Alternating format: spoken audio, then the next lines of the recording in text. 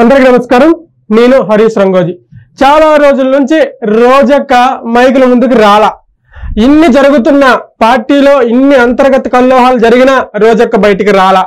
Party నుంచి ఇంతమంది బయటకు వెళ్ళిపోతున్నా రోజక్క బయటికి రాలా.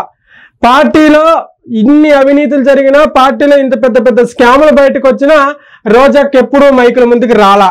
ఇప్పుడు ఎందుకు వచ్చింది అంటే, జగన్మోహన్ రెడ్డి నుంచి రోజాకి హుకుం వెళ్ళింది. అంటే ఏమంటారు దాన్ని, వార్నింగ్ వెళ్ళింది. అదేంటది, పార్టీకి సంబంధించిన చాలా మంది బయటకు వెళ్ళిపోతున్నారు. అంటే మిమ్మల్ని నమ్ముకొని పార్టీలో పెట్టుకున్నందువల్ల మీరు గతంలో చేసినటువంటి పాపాలన్నీ ఇప్పుడు బయటపడుతున్నాయి. అందరూ బయటకు వెళ్ళిపోతున్నారు. పార్టీ మొత్తం అల్లకల్లోలం అయిపోతుంది. నువ్వు ఎక్కడున్నావు? చెన్నైలో దాక్కున్నావా? బ్యాంకాక్లో దాక్కున్నావా? ముంబైలో దాక్కున్నావా? ఎక్కడ దాక్కున్నావు?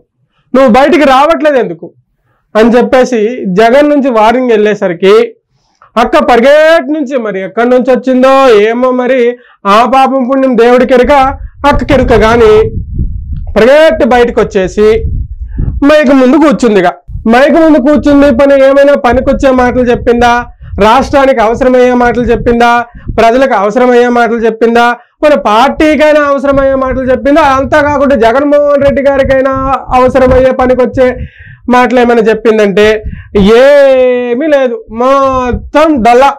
ఏంది, పాతకాలంలో ఎప్పుడు అంటే గతంలో అధికారంలో ఉన్నప్పుడు ఎలా మాట్లాడిందో సేమ్ టు సేమ్ అదే స్క్రిప్ట్. అంటే స్క్రిప్ట్ రైటింగ్ మార్చినట్టు లేదు. అక్క అదే స్క్రిప్ట్ రాశాడు, అదే స్క్రిప్ట్ మీద అక్క చదువుతుంది. అసలు ఏం మాట్లాడుతుందో చూద్దాం రండి. ఫస్ట్ ఆఫ్ ఆల్ మాట్లాడక్క. ఏ ముఖ్యమంత్రి అయినా ఒక పథకాన్ని ఒకసారే ప్రారంభిస్తారు, కానీ ఇక్కడ ఏంటో చంద్రబాబు నాయుడు చేయడానికి వేరే పని లేదు కాబట్టి, చేస్తున్నది ఒకటే పథకం కాబట్టి అది ప్రతి నెల మళ్ళీ మళ్ళీ అంటూ ఆ పెన్షన్ కార్యక్రమానికి వెళ్ళటం, ఏ విధంగా ఆయన మాట్లాడుతున్నారో మనం అందరం కూడా చూస్తున్నాం. నిజంగా జగన్ నొక్కిన యాక్చువల్ గా అక్క బాధ ఏంటంటే, నిన్న కాక మన చంద్రబాబు నాయుడు గారు పెన్షన్ పంపిణీ కార్యక్రమంలో పాల్గొని ఒక 2-3 ముసలాళ్ళతో మాట్లాడి వాళ్ళ బాగోగులు తెలుసుకొని అదొక మంచి కార్యక్రమం లాగా ఏర్పాటు చేసుకోవడం జరిగింది. అది అక్కకి నచ్చలే. అక్కకి నచ్చడం కాదు, అసలు అక్కకి తెలియదు మ్యాటర్. జగన్ అన్న చెప్పిండే వచ్చి కూర్చుంది. ఆ మ్యాటర్ ఏంటో నేను చెప్తా, వినండి. ఫస్ట్ మాట్లాడండి, మనం చెప్తా. బటన్లన్నీ మేము ఇచ్చే పెన్షన్లు అంతే. ఎంత నిస్సిగ్గుగా అబద్ధం చెప్పటం అనేది ఆయనకే జల్లింది. ఆయనకి అండగా నిలిచిన ఆ పత్రికలు రాయటం అనేది వాళ్ళకే చెల్లింది. అది ఈనాడు పేపర్లో వచ్చినటువంటి అంశం యాక్చువల్ గా. సరే, ఇప్పుడు అక్క పేపర్ కోసం మాట్లాడింది కాబట్టి నేను ఖచ్చితంగా పేపర్ కోసం మాట్లాడాల్సిందే. ఏ పేపర్కి సిగ్గుండాలి? ఎవరికి ఫస్ట్ సిగ్గుండాలి? జగన్ భజన్ రాసి, వైఎస్ఆర్సీపీ పార్టీ భజన్ రాసి, వైఎస్ఆర్సీపీ పార్టీలో ఉన్నటువంటి నాయకుల భజన్ రాసి, వైఎస్ఆర్సీపీ పార్టీలో జరుగుతున్నటువంటి అన్ని అంశాలకి భజన కొట్టుకుంటూ రాసినటువంటి పేపర్కి సిగ్గుండాలా? ఉన్నది ఉన్నట్టు రాసి, ఒకవేళ ప్రభుత్వం తప్పు చేసిన, ఇది తప్పు చేశారు, ఖచ్చితంగా కరెక్ట్ చేసుకోవాలి అని చెప్పేసి ప్రశ్నించిన ఈ పేపర్కి సిగ్గుండాలా? ఎవరికి సిగ్గుండాలి? ఇన్ని స్కాములు బయటకు వచ్చినాయి, ఆధారాలతో సహా బయటకు వచ్చింది. అప్పుడు ఒక్క ఇది కూడా రాశారా? రాయలే. అసలు ఫ్రంట్ పేజ్ లో కాదు కదా, లాస్ట్ పేజ్ లో కూడా వార్తలు రాయలే. సాయిరెడ్డి అని వెళ్ళిపోయినప్పుడు సాయిరెడ్డి అని ఆవేదన రాయలే. విడుదల రజనీ స్కామ్ బయటకు వచ్చినప్పుడు విడుదల రజనీ స్కామ్ బయట రాయలే. ఎవరు మన కొడాలినని వంశం బయటకు వచ్చినప్పుడు ఏది ఇది తీసుకున్నాడు కదా, డబ్బులు తీసుకొని మళ్ళీ మీకు బర్త్ సర్టిఫికెట్లు పంపిస్తారని చెప్పేసి ఆధారాలతో సహా బయటకు వచ్చినా అది మీరు రాయరు. రాష్ట్రంలో జరుగుతున్నటువంటి ప్రజల ఇబ్బందులు రాయరు. రాష్ట్రంలో ఏం జరుగుతుందో రాయరు. జగనన్న జగనన్న జగనన్న, అది తప్ప వేరే మ్యాటర్ లేని మీ పేపరు ఈనాడు పేపర్ కోసం మాట్లాడుతున్నారు. ఈనాడు పేపర్కి సిగ్గుండాలి, మీ సాక్షికి సిగ్గుండక్కర్లా. అసలు మీ సాక్షి పేపర్ని ఎవరు చూస్తున్నారు, ఎవరు చదువుతున్నారు? కనీసం టిఫిన్ షాపులో పొట్లాలు కట్టుకునేవాడైనా ఉపయోగిస్తున్నాడంటే లేదని చెప్తున్నారు ప్రజలు. అది మనకు అర్థం కాక మన పేపర్కి మన డప్పు, మన పార్టీకి మన డప్పు, మన జగనన్నకి మన డప్పు, మన నాయకులకు మన డప్పు తప్ప ఇంకేమీ ఉండదు. పరడబ్బా పరస్పర డబ్బా. అదేదో కేసీఆర్ గారు నిన్న మొన్న దీనికి వర్తిస్తమే లేదు కానీ అది గుర్తొచ్చింది నాకు. ఎంత దురదృష్టకరం అంటే, చంద్రబాబు నాయుడు అధికారంలో ఉన్నప్పుడు 2014 to 19 39 లక్షల మందికి మాత్రమే పెన్షన్ ఇచ్చేవారు. కానీ జగన్మోహన్ రెడ్డి గారు దాన్ని దాదాపుగా 3,000 వరకు పెంచుకుంటూ పోతూ 66,34,742 మందికి ఇచ్చారు. అంటే ఎన్ని లక్షల మందికి ఎక్స్ట్రాగా మనం ఇచ్చాం అంటే ఇంతమంది బెనిఫిషియర్స్ ని తెలుగుదేశం పార్టీ ఎలా మోసం చేసింది 2014 నుంచి 19 వరకు అనేది రాష్ట్ర ప్రజలందరికీ తెలుసు. ఇప్పుడు మళ్ళీ అధికారంలోకి వచ్చిన తర్వాత దాదాపుగా 63,59,000 మందికి మాత్రమే పెన్షన్లు ఇస్తున్నారు. అంటే 3 లక్షల మంది పెన్షన్లని ఏ విధంగా తొలగించారు అనేది కూడా మనం ఇక్కడ మాట్లాడినప్పుడు మరి ఈ ఏమైనా గట్టిగా మాట్లాడితే అక్క ఫీల్ అవుతుంది. కానీ మీ జగనన్న హయాంలో 64 లక్షల పైబడి ఎంతో ఇచ్చామని చెప్పారు. వాళ్ళందరూ నిజంగా ఉన్నాళ్ళైనా, వాళ్ళు నిజంగా బెనిఫిట్స్ అంటే వాళ్ళు నిజంగా ఏజ్డ్ పర్సన్ అయినా ఎంతమందికి చూపించాలి? అర్హత లేకున్నా కూడా పెన్షన్ తీసుకున్నటువంటి వ్యక్తులకి ఎంతమందికి చూపించాలి మీ గత హయాంలో? దానికి సంబంధించి ఒక పారామీటర్ ఉంటుంది. 65 సంవత్సరాలు 70 సంవత్సరాలు దాటితే పెన్షన్ కి ఎలిజిబుల్ అయ్యే ఒకటి ఉంటుంది. మనము 40 నుంచి 50 సంవత్సరాల లోపు కూడా ఉన్న వాళ్ళకి ఎంతమందికి ఇవ్వలేదు పెన్షన్లు? మరి అవన్నీ లెక్కేసి చెప్తే మరి ఇదే లెక్క వస్తుంది. ఎందుకంటే ఇది ఒక మీరు చేసినటువంటి పెన్షన్ స్కాము అతి పెద్ద స్కాము. ఎన్ని కోట్లు దుర్వినియోగం అయిందో తెలుసా నీకు? ఎన్ని కోట్లు వేస్ట్ అయ్యో తెలుసా మీకు? అంటే ఏవో ప్రభుత్వ ఆస్తులుంటే అమ్మేవాలి, డబ్బులు తెచ్చాలి. వాడు అర్హుడైనా అర్హుడు కాకపోయినా, వాడికి ఉన్నా లేకపోయినా ప్రజలకు అవసరం ఏమైనా కానీ ప్రజలకు డబ్బులు ఇచ్చేయాలి. ఇది దేనికి? అసలు వాళ్ళకి పని చేసుకోవడానికి అవకాశం ఉండదా? అంటే ఏమంటారు దీనికి? ఏ వ్యక్తికైనా అవసరానికి మించి డబ్బు ఉంటే అది అనర్థమే. అది అనర్థమే ఎప్పటికైనా. మా హయాంలో 64 లక్షల మందికి ఇచ్చాము. ఇప్పుడు కూటమి ప్రభుత్వం 61 లక్షల మందికి ఇస్తుంది. దాదాపు 3 లక్షలు ఎంత చెప్తున్నావు? అర్హులకి ఎందుకు ఇస్తారమ్మా? నాకు అర్థమైతే లేదు. అనర్హులకి ఎందుకు ఇస్తారమ్మా? నాకు అర్థమైతే లేదు. గమనించాల్సిన విషయం గమనించడం చెప్పు. గమనించే నేను ఇంటికి పంపించంలే. సూపర్ 6 గానీ ఆయన ఇచ్చిన మేనిఫెస్టోలో ఉన్న వాటిని అది జగన్మోహన్ రెడ్డి ఇచ్చే సంక్షేమాలు అన్నిటికీ కూడా సమానం అని చెప్పడం అనేది జనాల్ని ఏప్రిల్ ఫుల్ చేయటం కాదా అని అడుగుతున్నా. ఎందుకంటే జగన్మోహన్ రెడ్డి గారు ఎవరు ఏప్రిల్ ఫుల్ చేశారు? జగన్మోహన్ రెడ్డి ఏప్రిల్ ఫుల్ చేశారా? చంద్రబాబు నాయుడు గారు ఏప్రిల్ ఫుల్ చేశారు? ఎవరు చేశారు? మేము అమరావతి రాజధానికే కట్టుబడి ఉన్నామని ఆ రోజు ఆమోదం తెలిపి తర్వాత 3 రాజధానులు పెట్టిన జగన్మోహన్ రెడ్డి ఏప్రిల్ ఫుల్ చేయలే. పోలవరం ప్రాజెక్టు అతి తొందరలో కడతామని చెప్పేసి అసెంబ్లీలోనే మామూలుగా ఒక రేంజ్ లో మాట్లాడి పోలవరం ప్రాజెక్టు అడ్డగోలుగా వదిలేసినటువంటి జగన్మోహన్ రెడ్డి జనాల్ని ఫూల్ చేసినట్టు కాదు. మద్యం తగ్గిస్తాము, మద్యం బ్రాండ్లు పూర్తిగా తీసేస్తాము, మద్యాన్ని నిషేధిస్తామని చెప్పినటువంటి జగన్మోహన్ రెడ్డి మళ్ళీ అధికారంలోకి వచ్చిన తర్వాత ఇష్టానుసారం మందం వేసి తనకు నచ్చిన బ్రాండ్లు పెట్టుకొని జనాల ఆరోగ్యాలతో ఆడుకున్నటువంటి జగన్మోహన్ రెడ్డి ప్రజలకి ఏప్రిల్ ఫూల్ చేసినట్టు కాదు. ఇసుక ధరలు ఇష్టానుసారం పెంచేసి సామాన్య కూలీడికి పని లేకుండా చేసినటువంటి జగన్మోహన్ రెడ్డి జనాల్ని ఫూల్ చేసినట్టు కాదు.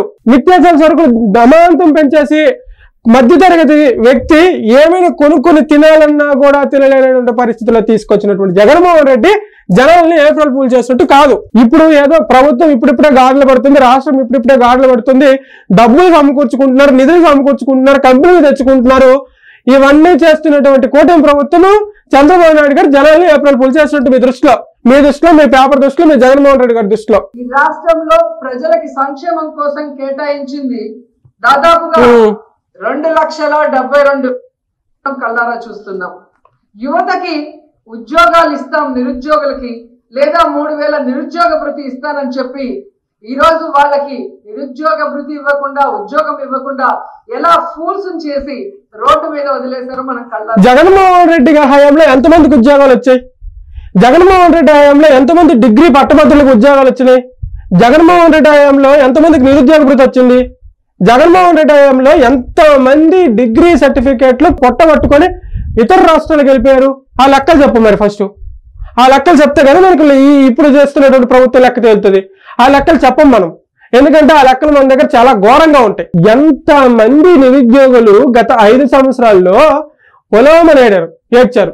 చాలా మంది నా ఫ్రెండ్స్ హైదరాబాద్, బెంగళూరు, కర్ణాటక వెళ్ళి అలా లక్షలను వరుకుతున్న సిచ్యువేషన్ క్రియేట్ చేశారు గత 5 సంవత్సరాల్లో. ఈ రోజు వచ్చేసి జనరల్ గా అక్క బాధ ఏంటంటే సూపర్ 6 అన్నారు, సూపర్ 6 ఇవ్వట్లేదు, సూపర్ 6 అన్నారు, సూపర్ 6 ఇవ్వట్లేదు. ఇంకా రాష్ట్రాన్ని ఏం చేయాలనుకుంటున్నారు రోజక్క? నేను చెప్పు, నాకు అర్థం అవ్వట్లేదు. అంటే మీరు పంచినట్టు జనాలకు డబ్బులు ఇప్పుడున్నటువంటి కూటమి ప్రభుత్వం కూడా పంచేయాలి. మీరు అమ్మినట్టు ప్రభుత్వ ఆస్తులను అమ్మినట్టు ఇప్పుడున్నటువంటి కూటమి ప్రభుత్వం కూడా అమ్మేయాలి. అప్పుడే కానీ మనకి ఇంకా ప్రాణం చల్లారదు. అంతేనా? నేను మొన్న కూడా అదే చెప్పా, నాకు సూపర్ 6 వద్దు.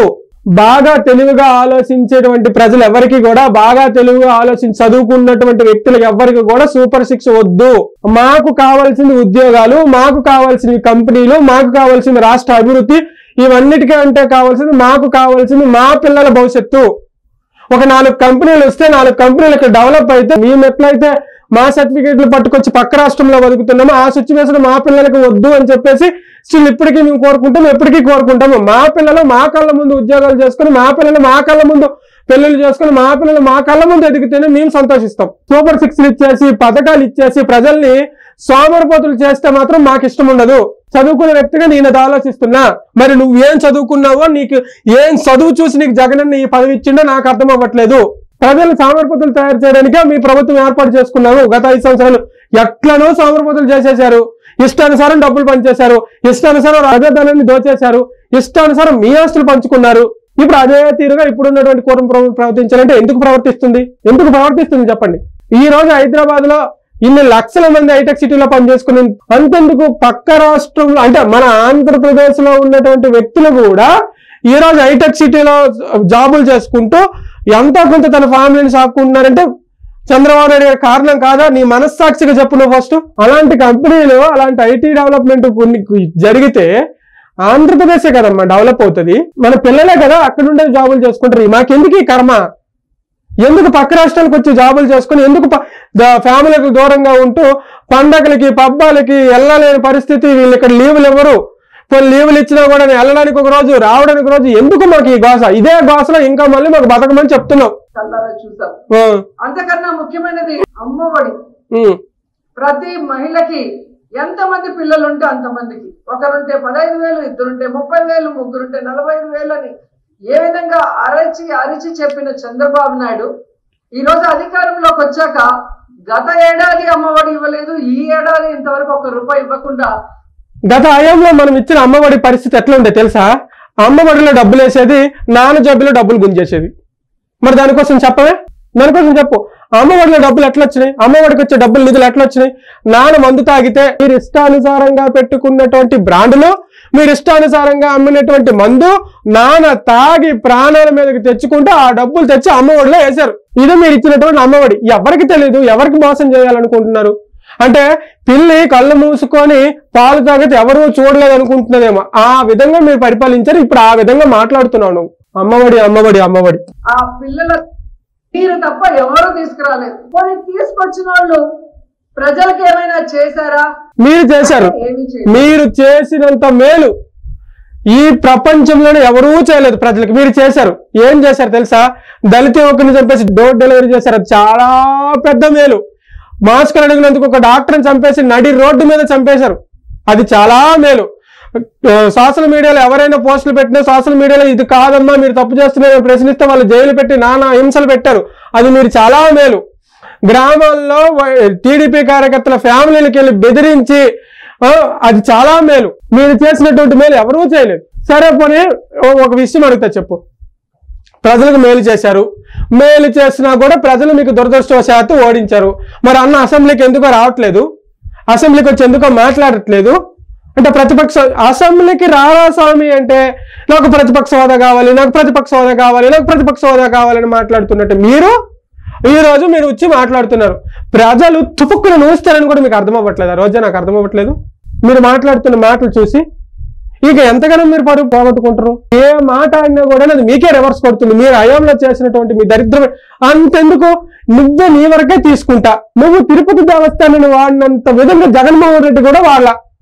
నువ్వు తిరుపతి దేవస్థానంలో దొరికినటువంటి నిధులు నిన్ను మాత్రం వదలరు. రోజా ఆ వెంకటేశ్వర స్వామి మాత్రం నిన్ను మాత్రం వదలరు. ఎందుకంటే ఆయన చాలా ఈగో.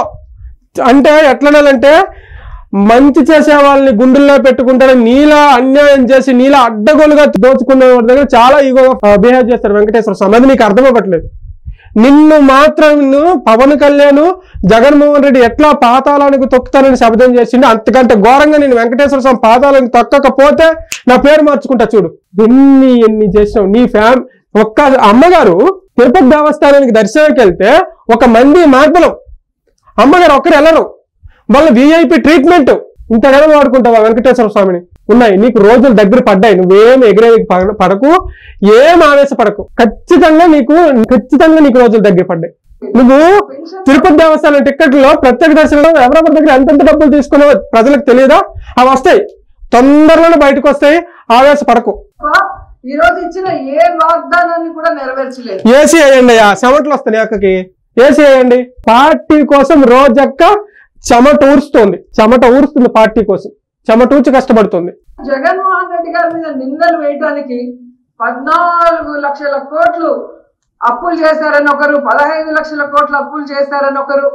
సరే, నేను అన్నా మీరు 14 కోట్ల అప్పులు చేశారు, 15 లక్షల కోట్ల అప్పులు చేశారని నేను అన్నా. రుషికొండని తవ్వి ప్యాలెస్ ఎందుకు కట్టారు చెప్పు నాకు? అవి ఇప్పుడు దేనికి ఉపయోగపడతాయి చెప్పు? ఈ పలాందానికి ఉపయోగిస్తున్నాము, పలాందానికి వాడుతున్నాము, పలాందానికి వాడాలని చెప్పి రుషికొండని తవ్వి అక్కడ ప్యాలెస్లు కట్టాము. దానికి ఎంత డబ్బులు ఖర్చు పెట్టాము? అది ఇంత డబ్బులు ఖర్చు పెట్టాము, ఈ ప్యాలెస్ల ద్వారా ఆంధ్రప్రదేశ్ కి ఇంత డబ్బులు వస్తున్నాయి అని చెప్పు రోజక్క. రుషికొండని తవ్వేస్తారు, ఇష్టానుసారం ప్యాలెస్లు కట్టేస్తారు, అవి దేనికి పనికి రాకుండా ఒక పక్కన పడి ఉంటాయి. అందులో పెట్టిన డబ్బులు మరే కార్యక్రమానికి వాడున్నా ఈ రోజు ఆంధ్రప్రదేశ్కి ఇన్కమ్ వచ్చిందేమో. రాష్ట్రాన్ని అంతా నాశనం చేసింది మీరు, రాష్ట్రాన్ని నాకేసింది మీరు, రాష్ట్రాన్ని ఇతర దేశానికి అమ్మేయడం చూసింది మీరు. ఈ రోజు నువ్వు వచ్చేసి మాట్లాడుతున్నావు. రుషికొండలో కట్టినటువంటి ప్యాలెస్ వల్ల ప్రభుత్వానికి రూపాయి ఆదాయం వస్తుందని చెప్పు నువ్వు గుండెల మీద చేసుకొని. 16 లక్షల కోట్లు చేశారు, 15 లక్షల కోట్లు చేశారని తీసుకోవటం, సబ్ స్టేషన్ల దగ్గర సెల్ఫీలు తీసుకోవటం. మేము కరెంటు పెంచము అన్నది నిజం కాదని అడుగుతున్నా. సాక్షాత్తు ముఖ్యమంత్రి ప్రాతినిధ్యం వహిస్తున్న కుప్పంలో గాని, హోంమంత్రి ప్రాతినిధ్యం వహిస్తున్న వైజాగ్ ప్రాంతం తెలుగుదేశం పార్టీ కార్యకర్తల్లాగా తయారయ్యారు. ఈ రోజు ఎవరికైనా అన్యాయం జరిగితే న్యాయంగా కేసుని ఎక్కడ కూడా డీల్ చేయరు. పోలీసుల గురించి మాట్లాడుతుంది రాజ్యాంగం. ఆ అమ్మాయితో చదువుతున్న మిగతా అమ్మాయిలు చెప్తున్నారు కదా టీవీల్లో, ఈ రోజు ఆ అమ్మాయి చేస్తున్నాం. ఎందుకంటే ఈ రోజు పోలీసులు ఎలా తయారయ్యారంటే తెలుగుదేశం పార్టీ కార్యకర్తల్లాగా తయారయ్యారు.